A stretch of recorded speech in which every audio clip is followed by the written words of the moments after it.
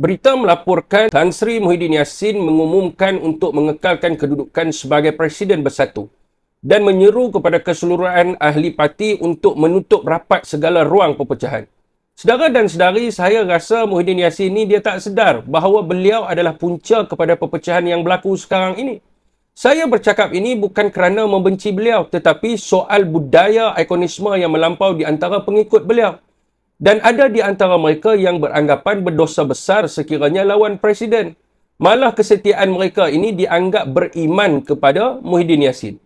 Saudara dan saudari, inilah masalah utama budaya ikonisme apabila pemimpin itu dia tidak lagi dinilai berdasarkan prestasi, namun disucikan kononnya atas dasar jasa dan simbol kepada parti.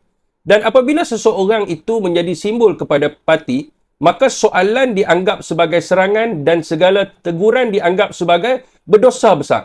Sejarah Empire Byzantine dan Revolusi Perancis menunjukkan apabila ikon dipertahankan secara membuta tuli, maka kesilapan berulang dan tidak akan ada pembetulan.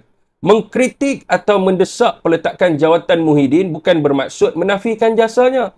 Ia bermaksud jawatan politik kekal tertakluk kepada penilaian semasa.